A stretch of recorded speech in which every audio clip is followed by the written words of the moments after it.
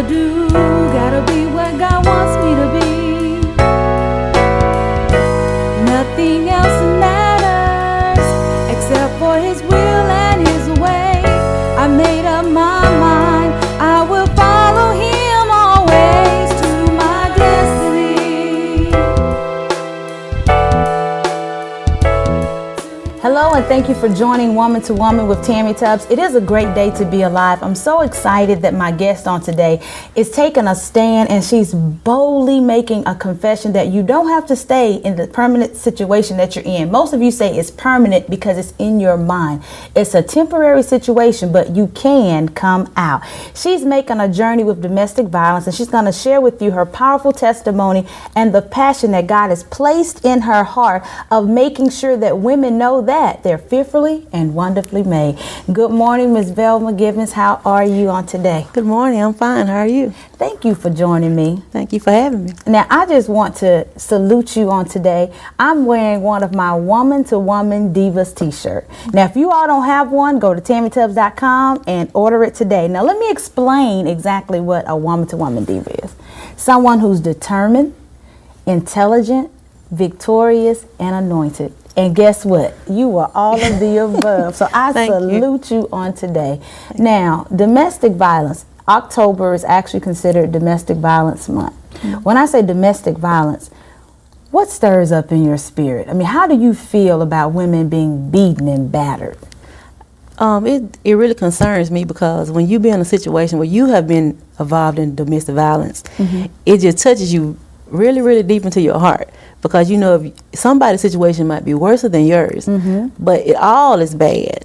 So you try to get out of the situations like that because you don't have to stay in it. You don't. And it's a step by step. And I actually doing research, I read where every 12 seconds a woman is being verbally abused, emotionally abused, physically abused. And we stay in that situation out of fear. Now, I just want to ask, what pulled you out of that? Was it just a determination to want more? When did you decide that I can get out of this situation? Well, what made me decide that I can get out of it is when I went through it and I saw myself, and then I knew a friend that ended up getting killed during domestic violence, and I didn't want to be a statistic to that. Plus, I had children, and I wanted to be here for my kids. So I was wondering, why should I stay in a situation to where I can get out of it and don't allow myself to be killed, and from someone else when they don't have the power to, to do anything like that. I have power over myself, and God have power over me. So I just looked to Him and I prayed about it, and He helped me get out of it. Amen. If we just pray, God will open doors. Right. And there's some women out there right now that are being, verbally abused. You're stupid. You're never going to amount to anything. Were you verbally abused? I was.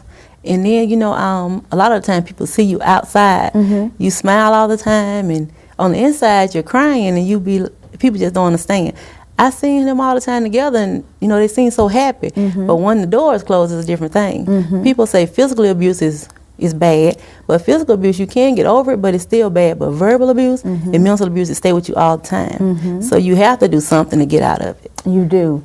Now, you say that mental abuse, sometimes is worse, honestly, than the physical abuse, because with the physical, you do have the bruises, but we have creams and ointments and different things that they will heal. Some of them will actually heal.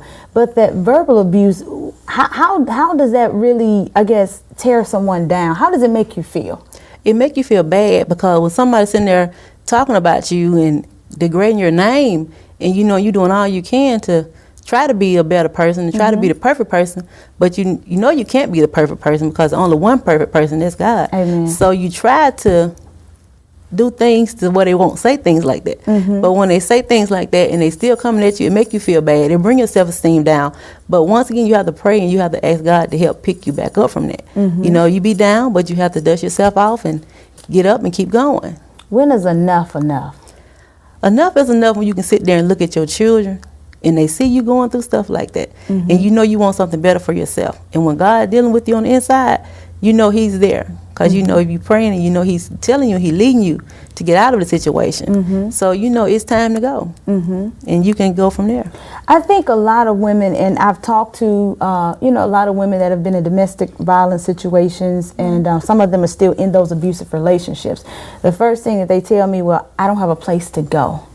I'm afraid for my life. What am I going to do? I can't live without him. Were those any thoughts that you had during that time that you were in that situation? It was several times I was in a situation because I was like, if I leave, they're going to talk. Because, we put the front on that everything is okay. Now, when you say they, are you talking about the people, the family? People, family, friends, anybody else that see you outside. And they always see you smiling. They were like, what are you leaving for? And you be like, well, you just don't understand my story. You don't know my whole story. You're on the outside looking in. But only if we were just a little bit more out with it. I call it two known domestic violence, the known and the unknown. The unknown is the one that people don't talk about, and the known is the ones that do talk about it. Mine was unknown, but now I'm making it known. Good. So it can help somebody else, because if you can help one person, that's good, but you want to help more than one. Now, did you feel obligated to answer questions of people when you stepped out in faith and left that situation and say, no, I'm going to do something better for my life and for my children? Did you feel obligated when people would say, what happened? Why are you leaving? Did you feel obligated to express how you felt or what was going on in your home?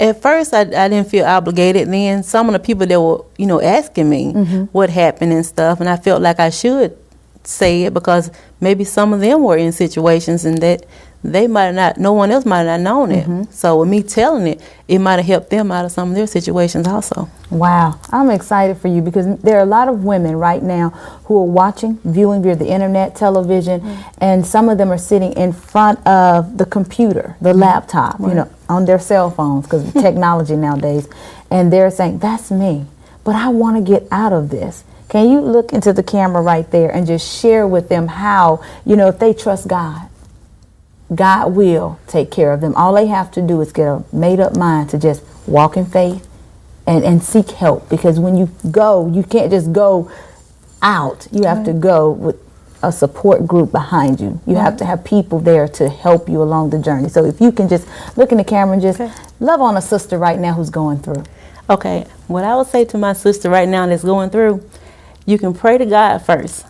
And after you pray to God about your situation, then you can get some people in your family that you know that you can depend on to follow you 100%, because you're not dependent on man at all. You're dependent on God. And once he give you the favor and then he give you the courage to walk out of the situation, go ahead and walk out, because one thing about it, materialistic things don't last forever, but God love does. And you can get out of any situation that's bad, physically, verbally, or mentally, because I did it and I know you can do it too. So just pray about it and walk in faith and let God guide you all the way. I love that. I love it. I love it. I love it how you said material things don't last always. And there are women who stay in those abusive relationships because of the material things. Right. The image. Right. I mean, your friend that you said you knew that passed away, there was an abusive relationship, looking back, do you see her staying in the situation because of material things? I do.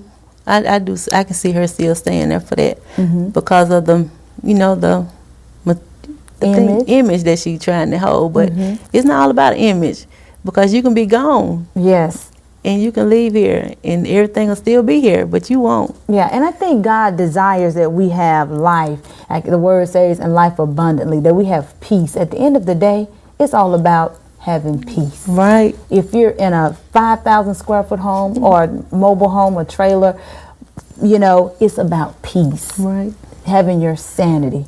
So you're glowing. How do you feel now that you look back at those past experiences of saying, I made it? How do you feel? I feel wonderful, because at first it was kind of a struggle, because you be so used to things, but once I got out of it, and I feel so delighted. I am so thankful to God for helping me get out of my situation. Do you see yourself being more independent? And not dependent on others? Exactly. And you don't have all the headaches, and you don't have to worry about all the, what's going to go on tonight, or what's going to be said in the morning. I don't have to worry about all that no more. So I am so happy, and I'm ready to work into the vision the Lord gave me as far as domestic violence and working with the women, and I'm just excited. I love that. We're going to get into that on the second portion, but I want to also bring out how even you say you have how many children? 2. Okay, 2 children. I have 2 boys. And boys sometimes they look at mama, you know, and I'm so grateful that you got them out of that situation, because if not, they would have really believed that what you were allowing to happen, that's the way men are supposed to treat women. Exactly. So again, I salute you. Thank you. For, you know, taking the strength, the courage, and the know-how of getting out of that dead situation. Now, how are those boys on today? They're wonderful. My oldest, he's 19. He's getting to be 20. So he's getting ready to take the ASVAB test to go to the military. And my youngest son, he's a senior in high school now, and he's planning to go to Mississippi State in the architecture department. So isn't that awesome? I am so thankful. Isn't that awesome? God is so awesome, I tell you. Now, he's placed in your heart a vision of Connected Hearts. Right. Now, how did Connected Hearts come about? Connected Hearts the name came from all of us women. We go through this. We went through the same thing, but different, you know, areas, and some of us affected worse than others, but in heart, all of us are connected in our hearts. So with all us together, I just came with Connected Hearts. So do you see in just being in the community, workplace, women would somehow just migrate to you and tell you the things that they were going through? Yes, ma'am, all the time. It's just like we can talk about something simple and it'll go off into, you know, their life. And I'm just ecstatic by the people I meet. I remember the first time that I met you, and I have to be very candid. I was in one of my favorite places, the beauty place, you know, you have to get a new glamour look. And the first thing you said, well, may I help you? And I was like, oh, cool. It's somebody actually that's nice and courteous in this place, because I actually just relocated back home, so it was a new area, and I was like, oh, let me see what's in this store. However, there was something that was so unique about you, a heart and passion for people, and that's what I loved. And then we kept conversating, and you said, hey, you know, I'm working on a project, Connected Hearts with domestic violence, and I said, okay. But you were under this observation, because you have to know what a person has really dealt with, you know, because many people say, I'm going to do this, and they never stay with it. Right. But you are passionate about this. Right. I mean, it's like you're birthing a baby, and the women that you meet, every woman has a different story. They do. And I'm sure you can, you know, sit here and share and say, but at the end of the day, we're all going through something. Right. And like I said, it's always something behind the smile. But as long as you have somebody to talk to, you know, it can come out, and you don't have to worry about them cloudy days all the time. You know, you can smile every day on the inside and out, and don't just be crying on the inside and smile on the outside. So that's the way I look at it. So that's why I have a passion for it. So what do you tell a typical woman who comes and says, Keisha, I can't make it. I'm tired. I can't do this. I tell her, yes, you can. You can make it. You pray to God like I did. He with me just like he's with you. So I'm not no head person, though. He just can't do things for you like he did for me, but he can do the same for all of us. So you just put him first. He can do it. It's nothing that he can't do, because he's all in all. Oh, wow. You are just glowing. I tell you, when the glory of God comes upon you, there's nothing no one can do to hinder your purpose, your vision. And I'm excited for Connected Hearts. We're going to come back after commercial break and talk about your walk that you're doing, some ministry work that you're doing here. You're just doing some awesome things that these ladies need to be informed of, so they can get connected to the Connected Hearts. Exactly. All right, you guys, I know you all are so enjoying this. I am too, but I want you to understand where you are right now is just temporary. God has more for you. All you have to do is walk step by step, and he will guide you and direct you into a better place. I will see you in very few seconds. All right, love you. Living in this world ain't easy.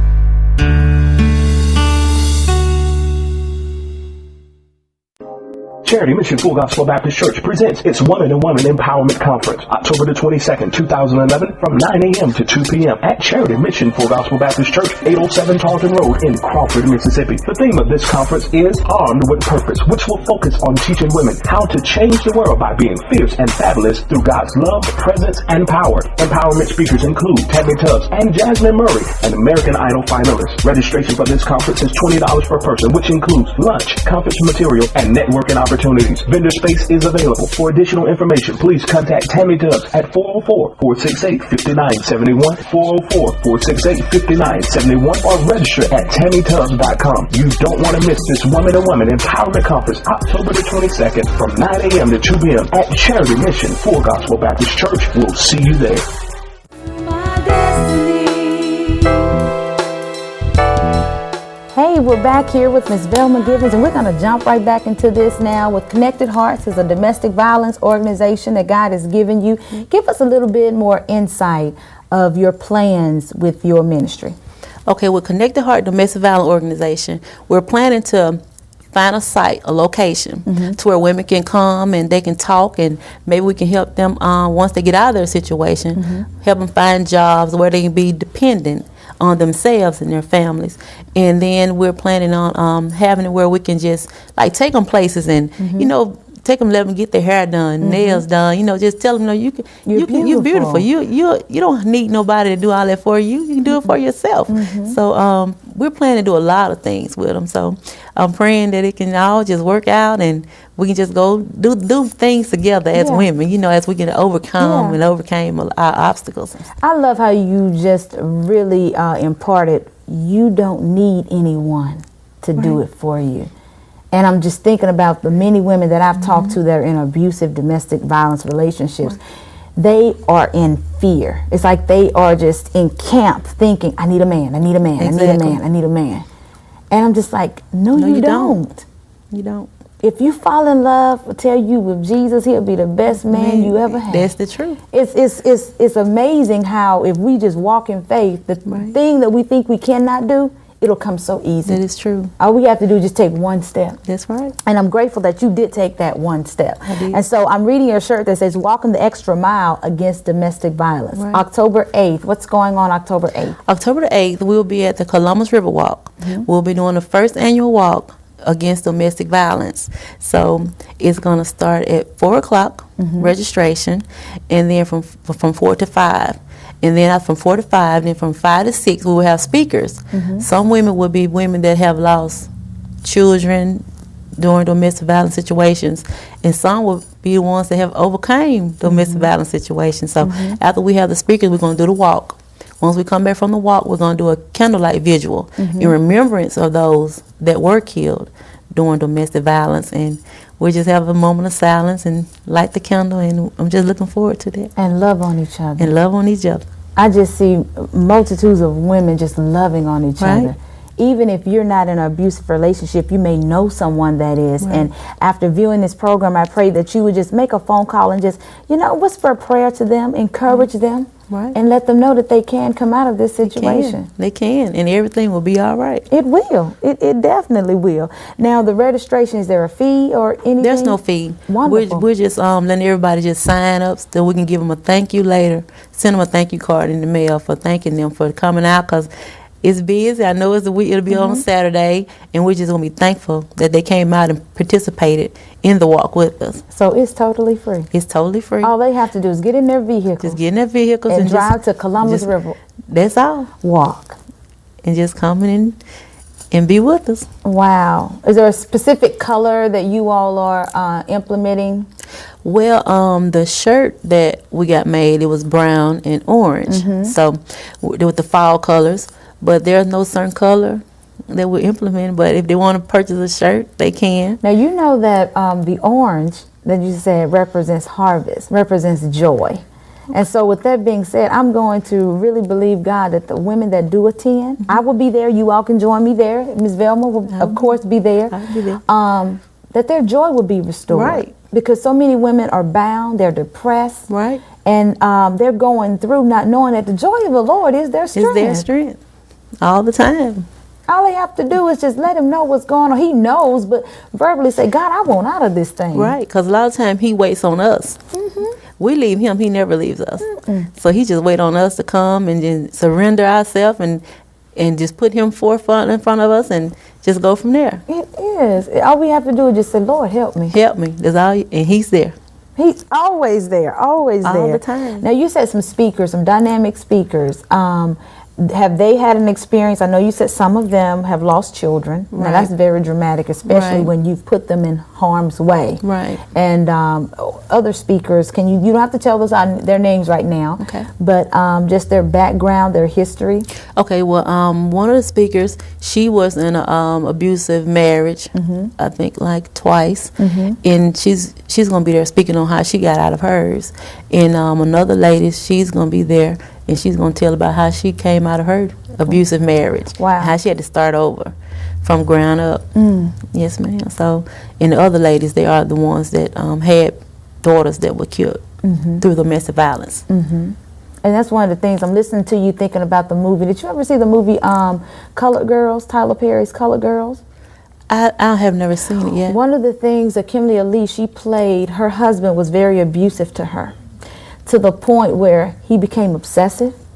He wanted her to stay in the home, didn't want her to leave the house. And the children, he didn't want the children to go outside of the home. Right.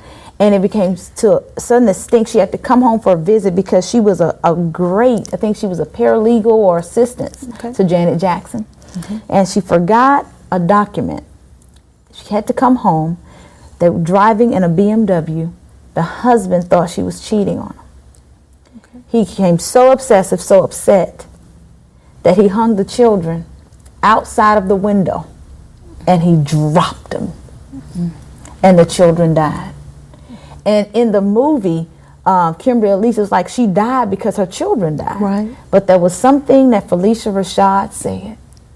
She said, you have to take ownership of what happened. It wasn't just Bo, but you have to take ownership. Right. In other words, I interpreted it saying, you should have gotten out. Out. Right. You don't wait for something to happen. That's true. You should have gotten out. Right.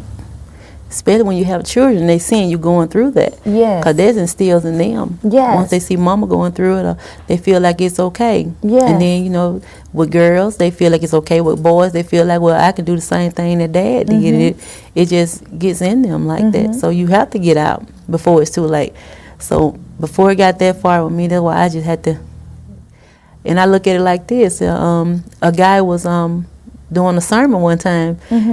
And he said his topic to his sermon was making something good out of a bad situation. And I look at that all the time. No matter what I went through bad, I'm going to make something positive and good out of it. So that's why I look at mine like that. That's a wonderful thing. And, you know I asked you in the first segment, but I'm really sensing God. There's someone right now that's watching, they're crying. They're saying, I got to get out of this. I got to get out of this. They're being empowered. They're being encouraged because the devil has had their mind to think that they can't. They have to stay locked up in this prison. Right. You know, even if you're not getting physically abused, if every time you turn around, you're no good, you're never going to be anything, or do I look good? No, that don't look good. The criticism, that hurts. It does. That hurts. So can you again just empower a sister out there that's locked up in this prison, because that's what it is. It's a prison. Right. Can you just minister to someone right now just to tell them, unlock the door and walk? Right. If you're going through a situation like that right now, you don't have to stay in it. You can walk out. You don't even have to close the door. Just run out if you want to. Take your kids with you. Just go ahead and just leave. Because sometimes a situation might not be as bad at first, might not be as bad the second time, but the third time might not be as positive. So you have to get out, knowing that it's somebody, Lord put somebody in your path to help you, to guide you, give you some food, shelter, money, whatever you need to just get out of your situation. He will put someone there to help you. So don't worry about it. Just go ahead and walk out on faith and just leave. Just leave. Just leave. It's almost like I hear like Nike, just do it. Just It's like if you can just get up and just do it, you'll feel the release, the tension, the anxiety. And I know somebody may be saying, Tammy, that's easy for you to say because you've never been in a domestic violence situation. No, I haven't. But I've lost 2 children. Right. 2 months between each other. So I know what it feels like to feel trapped. Like you can't make it, you can't live, you don't have a reason to live, that people are going to talk about you, that people are going to, always have something to say when you're out. And I know what that feels like. I know it. But the thing that we have to do is give them something to talk about. Right. And that's what you're doing on today. Right. Somebody saying, I remember when Keisha was in that. Look at you now. Right. I didn't know she was doing all that. Well, it's nothing but God. Nothing but God. That's all. And that's what we're here for. Our lives are to be a testimony to someone else. That's right. To help them get out of that dead situation that they're in. Right. That's right. And not only that, you all are having the walk, but you're taking donations for women and children who are in those situations. Right. Tell us a little bit about the solicitation that you're looking for. Okay, well, we're taking up donations. We're taking up monetary donations to help us so where we can just buy anything that's needed. And we're taking donation for clothing or anything else, because with us doing the domestic violence organization, someone might call and might need something. So we want to be able to provide them with clothing or food or money if they need to go somewhere to go out of town, or they need to get it gone. We're going to have all that hopefully in place to where we can be able to do that for them. All right. Well, if somebody wants to donate clothing or food, canned goods, or anything, items, Right. can you give us contact information or how they can contact you? Okay, they can contact me on my cell at 662-386-0658 anytime. It don't matter what time of day or night, is on all the time. Or if you don't mind, they can contact you, because we're just starting, so I don't have a lot of contact information. I'm already involved, remember. So that would be fine to contact me or you. Yeah. And we'll make it happen. We'll definitely all we need them to do is to make a telephone call. That's Pick up all. the phone and call. Even if you need to call us, 404-468-5971, or go to the website, TammyTubbs.com. We'll definitely connect you with Connected Hearts. Now, this is the part that I love. I've seen so many license plates here. We have one for all the sororities, fraternities. We have one for breast cancer awareness. Right. We have one, for everything there possibly is, education. But you have actually designed a license plate here in the state of Mississippi for domestic violence. Tell us a little bit about that. Well, yeah, we have designed the tag for domestic violence. So we had to get at least 100 signatures for the state of Mississippi to put it into law in January. So hopefully when it get put into law in January, we can generate the tag by July. So I'm looking forward to doing that, but we have to have at least 300 people to commit to buying the tag before they actually print it. Okay. So I'm praying to God that everybody out there watching, that they can come in and purchase a tag, hopefully next year when the time comes. But we're looking to get a domestic violence tag passed for the state of Mississippi. Well, let's just go ahead and touch and agree on that one while we're on set, so people can connect with us as well. I tell you what will be the best thing. You all join us October 8th. We'll have the sign-in list. All we need is their signatures, and we'll have information available for you so you can sign and then make a commitment to purchase the tag. All we need is 100 signatures. 100 signatures for them to put into law, and then 300 to commit. I think we can believe God for 300. Right. So in July, or more in July, my birthday month, that we'll be driving, and we're saying that we're beating domestic violence. We're definitely going to do that. Do you believe God today? I do. I believe him. I know that he's able. He is. I know, and I know that even with those that we'll be lighting in remembrance, their families will be there, and we'll be able to minister to them, love on them even the more. Right. Well, guess what? Our time is up. I love you so much. Love you too, Tammy. Thank you for joining me. Listen, you guys, it's been a pleasure and an honor. I thank my guest on today for just ministering her heart to you as she connect the hearts, bridging the gap between the young, the old, all of those. We're all going through, but we need to connect our hearts to love on each other and let you know that you're not in this alone. Join us October 8th at the Columbus River Walk, and we'll be there too. Love on you even the more. I love you. God bless, and I will see you very soon. Living in this world ain't easy. It can seem hard sometimes.